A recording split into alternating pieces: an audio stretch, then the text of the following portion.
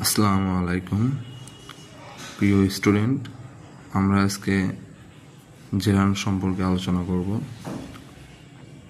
আপনারা অনেকেই অনেকভাবে জেরান্ড বুঝে থাকেন।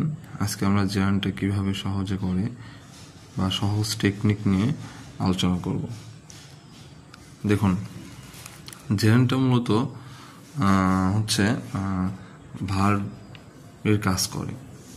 জেরান্ড হচ্ছে আপনার ভার্ব প্লাস আইএনজি বা নাউন বা ভার্ব ও নাউনের কাজ করবে, কিন্তু এটা আমরা সবাই জানি। কিন্তু জেরান্ড যে চলমান বা স্থির, এই জিনিসটা নিয়ে আমরা জেরান্ড আইডেন্টিফাই করতে পারবো। যেমন কিভাবে আপনার এটার প্রথম শর্ত হচ্ছে স্থির থাকবে।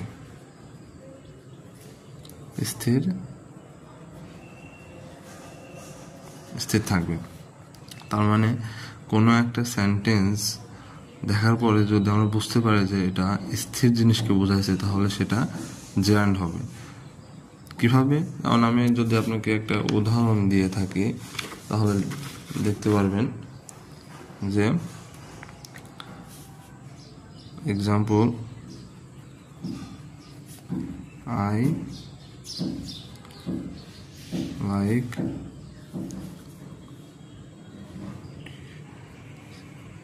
Like dancing. স্টুডেন্ট দেখুন, এখানে ড্যান্সিং বলতে কি বোঝাইছে?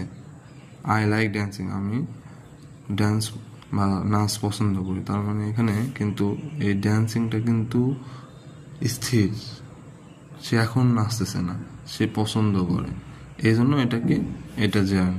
আবার দেখুন, সুইমিং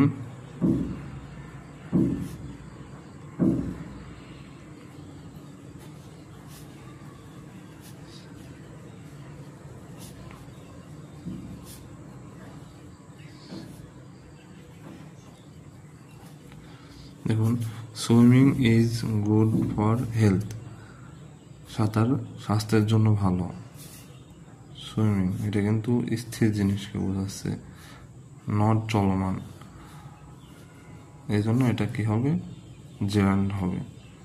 সো যে কোনো স্থির জিনিস যদি আমরা দেখতে পাই কোনো সেন্টেন্সে, তাহলে সেটা কি হবে? জেরান্ড বলে আমরা কাউন্ট করব।